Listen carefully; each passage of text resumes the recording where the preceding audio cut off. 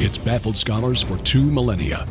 It is a puzzle made of multi-dimensional elements, an enigma with roots that reach back to the dawning of time, perhaps before. Daniel explained part of it. Ezekiel and Isaiah had glimpses into it. John saw it all for the time of the end.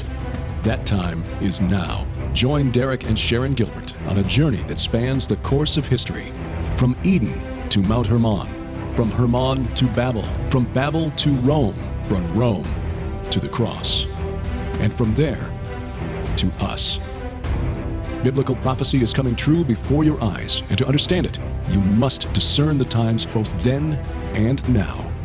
It's time to unravel the threads of this all-encompassing prophetic paradox. It's time to unravel Revelation. Welcome to Unraveling Revelation. I'm Derek Gilbert. I am Sharon Gilbert, and welcome to our Studio G1. I think that's what it is. We are here once again, finally getting to record some new programs. For the last 6 weeks, you have watched some excerpts from our 2019 tour of Israel and Jordan. And we were very excited to share those with you. And obviously, there are quite a few of you who found those really compelling, because we are told now we are closing in on filling up 2 tour buses for next spring and possibly opening up a 3rd bus, which is a wonderful problem to have. We've never taken a 3rd bus before, so if it works out that way, then we praise the Lord for it. Delighted that many of you have decided that you're going to go with us next March of 2023. I recently had the opportunity to talk to Zev Porat.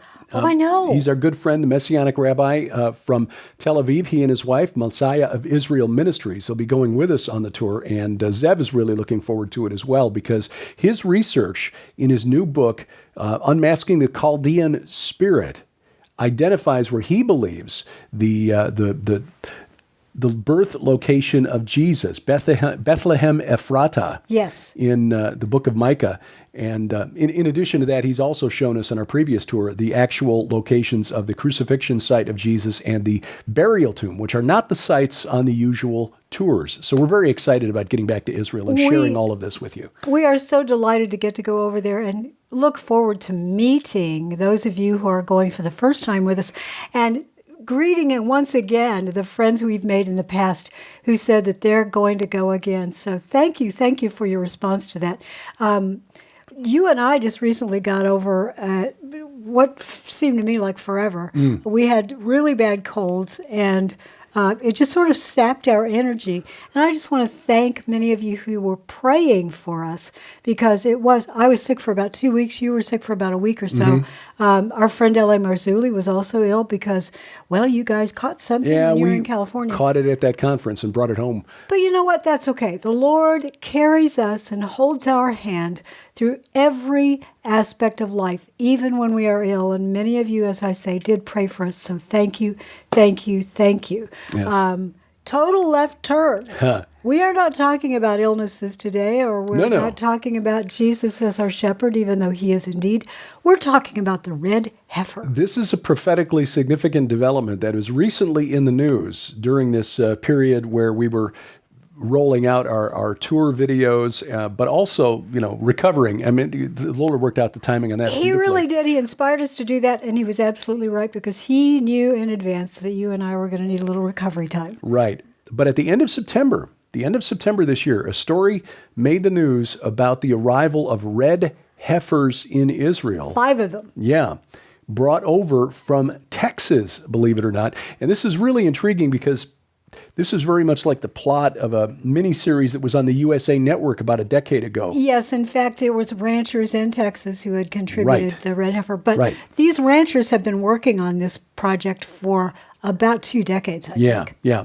This has been a long search, because it's believed by Orthodox and ultra-Orthodox rabbis that, based on Numbers chapter 19, we'll read that in just a moment, that you need this ritual involving a red heifer to purify those for temple service, but also to purify the ground of the Temple Mount to construct the 3rd temple. And believe it or not, this story actually connects to our 2023 tour.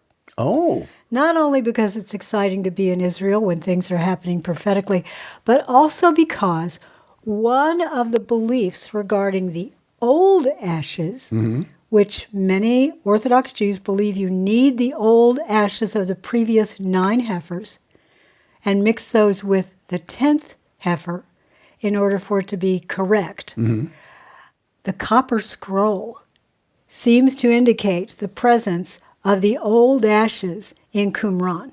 Oh. And we're going to see that copper scroll, perhaps, because we're going to Amman, Jordan, right off the bat when we go on the Jordan extension. And Derek and I have asked if we can possibly go to the museum to see the copper scroll. That and, of would course, really a good be friend of something. ours has helped to interpret that scroll. Yes. A couple of good friends. James Barfield, who is the head of the Copper Scroll Project, believes he's cracked the code.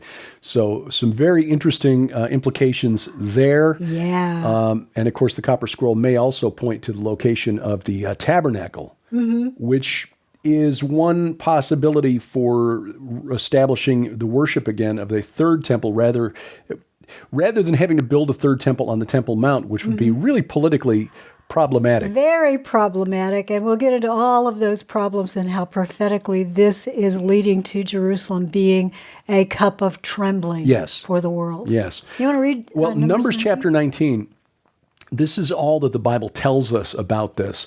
Now, Yahweh spoke to Moses and to Aaron, saying, "This is the statute of the law that Yahweh has commanded. Tell the people of Israel to bring you a red heifer without defect, in which there is no blemish, and on which a yoke has never come. And you shall give it to Eleazar the priest, and it shall be taken outside the camp and slaughtered before him. And Eleazar the priest shall take some of its blood with his finger and sprinkle some of its blood toward the front of the tent of meeting 7 times. And the heifer shall be burned in his sight, its skin, its flesh, and its blood with its dung shall be burned. And the priest shall take cedar wood and hyssop and scarlet yarn and throw them into the fire, burning the heifer. Then the priest shall wash his clothes and bathe his body in water, and afterward he may come into the camp. But the priest shall be unclean until evening. The one who burns the heifer shall wash his clothes in water and bathe his body in water, and shall be unclean until evening. And a man who is clean shall gather up the ashes of the heifer and deposit them outside the camp in a clean place. And they shall be kept for the water for impurity, for the congregation of the people of Israel. It is a sin offering. And the one who gathers the ashes of the heifer shall wash his clothes and be unclean until evening. And this shall be a perpetual statute for the people of Israel and for the stranger who sojourns among them." Now, that is all that the Bible tells us about the ritual of the red heifer. There isn't a whole lot. There are interpretations. There are extra biblical, we would call them, prophecies that have been given by people like Maimonides. What I find interesting about this is, first of all, the ashes, the water mixed with the ashes of the red heifer, it's the only way in the law to cleanse yourself after you have touched a dead body. Right. The impurity that comes from contact with the dead has to be cleansed, and the red heifer, the ashes of the red heifer. And it is the only way to cleanse the priests to start with. So there are about 500 Kohanim right now that have been gathered and trained by the Temple Institute. However, they would be considered ritually unclean until they are washed in this stuff. Now, what I find really interesting about this, again, is that if you can only be ritually clean from touching something that is dead by these ashes, how do you get the heifer and the old ashes to the temple, to the Mount of Olives, which is where it would take place? Because there are graves between Jerusalem and the Mount of Olives. True. Now, you could take a bus, but the way I have seen it talked about is that you would take a child who is pure because of his age, who has not been around anything dead, whose feet have never touched the earth. Yes, that's one of the beliefs that way, because Jerusalem's one big graveyard. It is, right. So you would have taken the chance. So that child would be carried his entire life, and then carried as the child carries the old ashes. It's a strange ritual. And as you say, it gets back to this plot of the TV show Dig, which was, frankly, I think, X-rated. There were a lot of scenes in there that totally inappropriate for a family. However, right. because of that, a lot of Christians have never seen it. Yeah. And it went off the rails. The plot was not intentional. I think so. I think you're right. I think it was deliberately sabotaged because the first few episodes were very compelling and very intriguing as far as the lengths to which some are willing to go to try to jumpstart the end of days. Yes. Or, and to use a scholarly term, immanentize the eschaton. But that was not too far-fetched. It was like an Indiana Jones type novel with conspiracies and plots and religious orders and that border on cults. And trying to find the ephod, all of the jewels within the ephod. It was a really interesting mystery. But as you say, it's like someone came along and said, no, sorry, this is way too close to what we really plan on doing. So rewrite. Or there are very powerful people who will be offended by this unless you make this so ridiculous that it's clear that this is just fiction. It did become ridiculous. It did. Now, here's the thing. We will say again that there is nothing in the Bible other than what we just read regarding the ritual of the red heifer, which is why it's so mysterious, because it doesn't say, now, wait a minute, you have to carry the ashes in, and how is it that a ritual to create material needed to cleanse and purify the priests, make the priest and the one who carries the ashes unclean? Why is that? Well, we don't know. There were a lot of oral laws that were added that are considered hedge laws. Right. Don't break the hedge law, and that way you won't break the real law. Mm-hmm.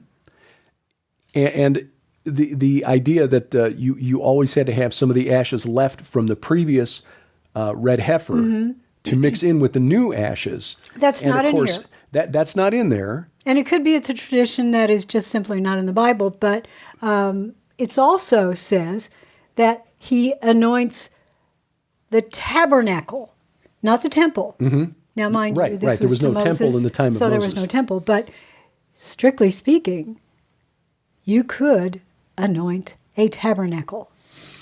And that brings us back to the Copper Scroll and the existence of the tabernacle, perhaps. Yes, it does. And it also, I just want to remind you that interpretation within Orthodox and other Jewish traditions vary from what we've just read you.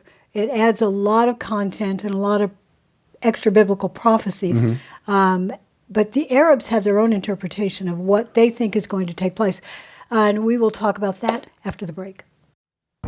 Spiritual warfare is where the rubber meets the road for us as Christians, but often we treat it as though it doesn't really exist.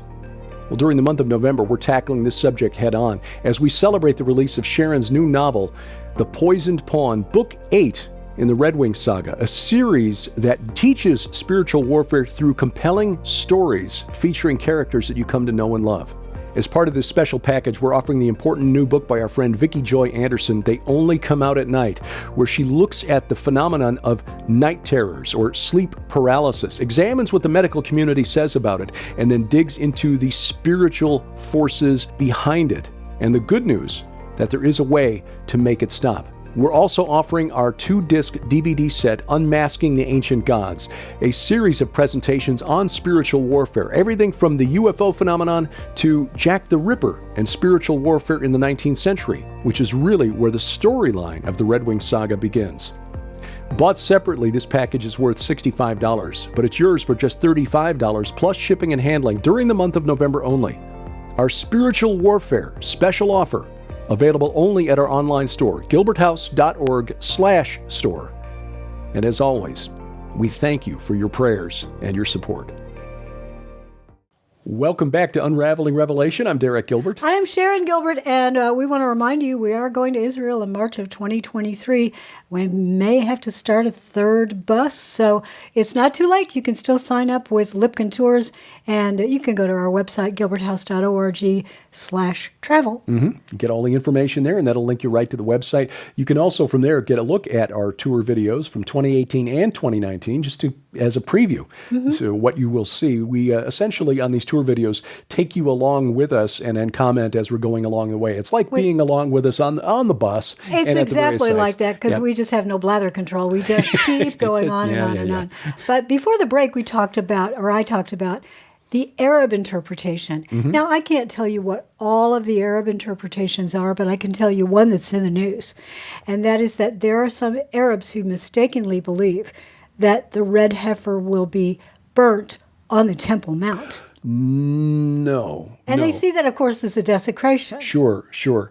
But that's not what the ultra-Orthodox rabbis, the Haredim, believe. They believe it's got to be done on the Mount of Olives, and then the ashes brought over to the temple. And that again, this 10th red heifer, it essentially is only going to take place when Messiah comes. Yes, and that's a tradition. That's Maimonides. Yes, and he was a 12th century rabbi who was very well respected to this day amongst rabbinical Judaism. Maimonides taught that the 10th heifer would be sacrificed by the Messiah himself. Now, this doesn't mean that there have only been 9 red heifers in all of history. It only means that because the ashes last a long time, that they have only needed 9.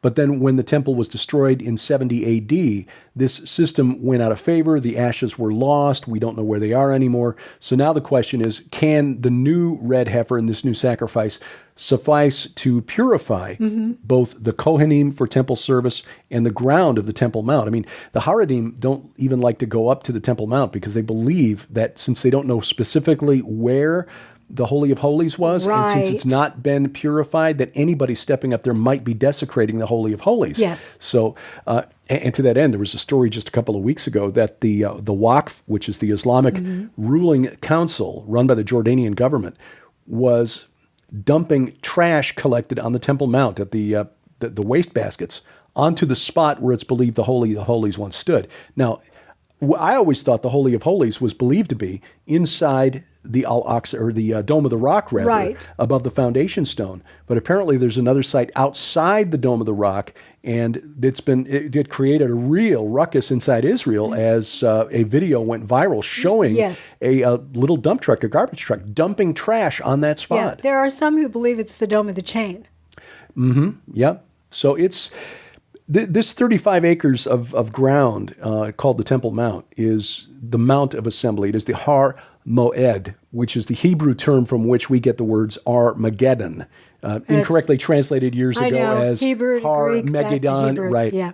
But this is why there's so much conflict over the Mount of Assembly. But again, according to Maimonides, the 10th red heifer, when it's found, will be sacrificed by Messiah. And this is where these 5 heifers brought over on September 15th of this year from Texas are so important. Now, they were between 5 months and 8 months old. And according to the rabbinic tradition, because again, it's not in Numbers chapter 19, they believe it has to be in its 3rd year of life, meaning 2 years plus 1 day, which means you've got another 15, 16 months. So we're looking at the spring of 2024 before any of these, if they're still eligible, would be ready for slaughter. They believe that the heifer must not have more than, a single non-red hair. You can't have 2 together that are not red. Exactly. And even the hooves have to be red. Yes. And again, this is not none of this is in the Bible. No, and it's genetically rare to have a female that's born that's all red. There are a lot of male calves that are born that are red, but not a whole lot of females. There are some that even take it a step further and say that while the Bible does say that it never has performed any work, so it's got no yoke on it. It can't have been blemished in any way, no ear tag. Right, which the fellow from Texas who was responsible for helping make this a reality said that during COVID, they kind of suspended the tagging of the ears of new calves, which meant that these calves were not blemished because they hadn't been tagged. But the rabbis, some of them believe that you can't, a bird can't even land on one of these and rest on one of these heifers. That's bizarre. It is, but that gets back to what you said about the hedge laws. We've got this law that is in the Mosaic law, but to prevent breaking this law, we're going to create this other law that's even more restrictive, Right. and we're going to follow that. And that's where you get the rabbinic Judaism, which is way beyond anything that's in the Bible. And it's this idea that you can somehow earn God's favor, which is not, as No, Christians, we understand no. there is none righteous, no, not one. Exactly. That's why We've we been have freed only from that law. that option of Jesus' blood. That's it. Right.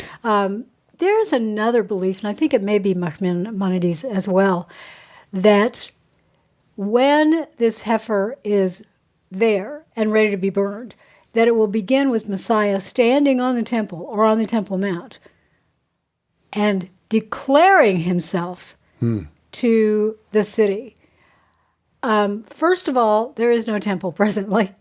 Second of all, that's not what prophecy says about the return of Christ. No. He will stand on the Mount of Olives. Right. And even beyond that, though, Jesus himself said that when the Son of Man comes, it'll be in the heavens with great glory. Yes, and everyone will see recognize him at Yes. that point. Everyone. He's not going to stand on the temple or on the Temple Mount and declare himself. However, the Antichrist will. Yes, yes. That is the big danger here, because all of this excitement about the fulfillment of the third temple and once again returning to Old Testament Judaism and reclaiming the Temple Mount, this excitement is leading to the acceptance of frankly, a secular leader who will present himself as the fulfillment of every prophecy. Right, right. And as I wrote in the book Bad Moon Rising, I think that the trigger for that, for opening the expectation, or really triggering the expectation of Messiah's arrival, will be a war between Israel and its nearby neighbors. Maybe the Psalm 83 war that Bill Salas has written about.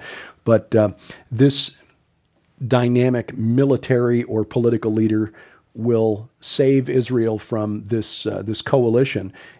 I'm sort of sorry that I'm not older and don't really remember 1967 or 1973. I mean, I do. I'm old enough to remember, hearing about it. But at the time in '73, I was, 11 years old, so Yeah. I didn't really pay attention.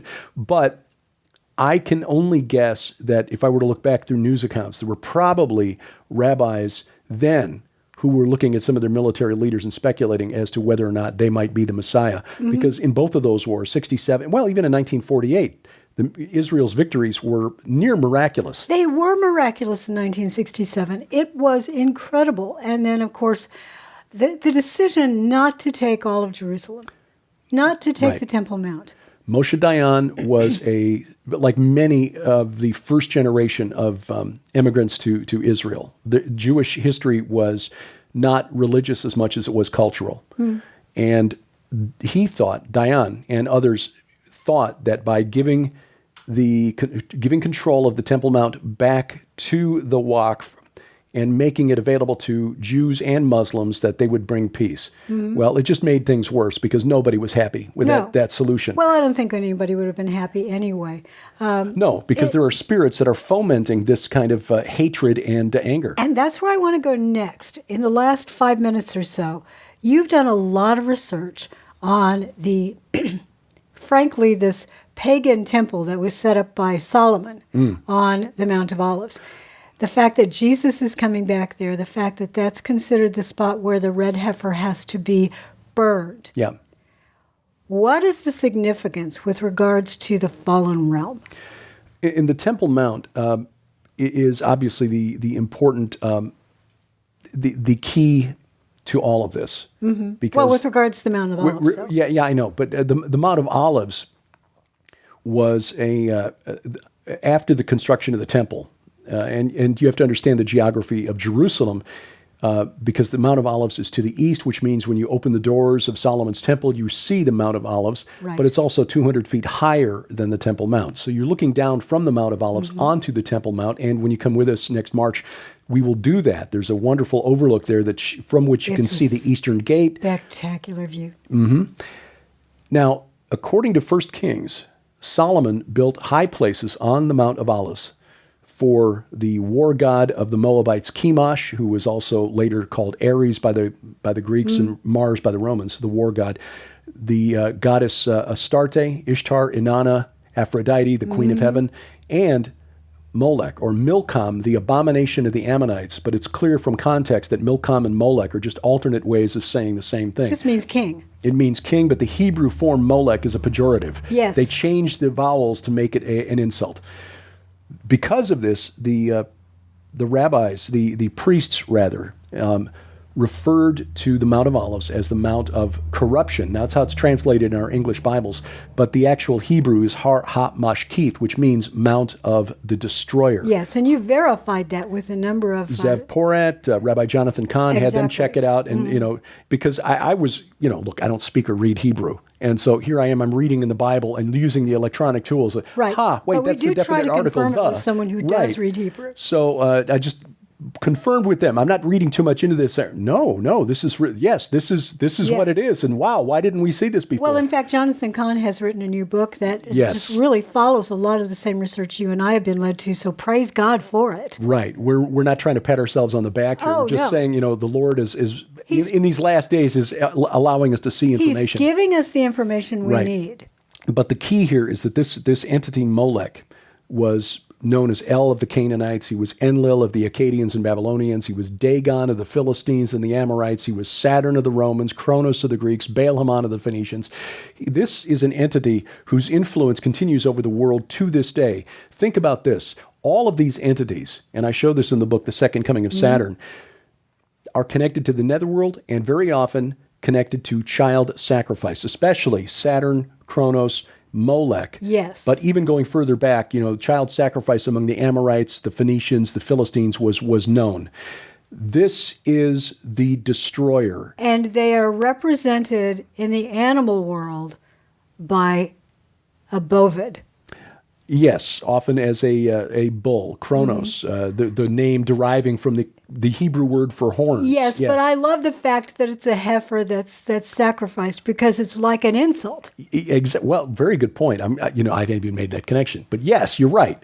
And the Mount of Olives and having this done on the Mount of Olives, again, we know as Christians we don't need a third temple for Christ to return. He could return tomorrow. There will be a temple someday on that mountain, but it may not be built by human hands. No, I don't think so. At the very least, the real temple is the Lord and his church. Yes. So we don't need a physical stone-built temple. But the ultimate victory over this destroyer, which is what the name Abaddon and Apollyon, the names Abaddon and Apollyon mean, is why I think Jesus returns to the Mount of Olives and it splits in half. I agree. I so agree. This is a big topic, so we'll continue it next week, and we'll even talk about the Feast of Tabernacles, which is being celebrated right now as Derek and I record this. So it's upper mind with me. Our good friend Aaron Lipkin has made a beautiful Sukkot booth, yes, and it's gorgeous. I wish I were there with him. It is significant. This was the Sukkah, that's what they're called. Very good. Yeah.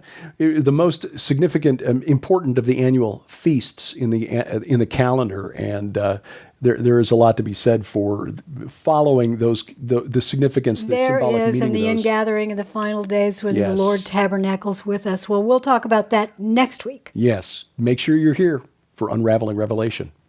Unraveling Revelation is a viewer-supported outreach of Gilbert House Ministries. Follow us online at unravelingrevelation.tv and gilberthouse.org. That's where you'll find our weekly Bible study, the Gilbert House Fellowship. We'd love to hear from you. Contact us through our websites or drop us a line at P.O. Box 78, Crane, Missouri 65633.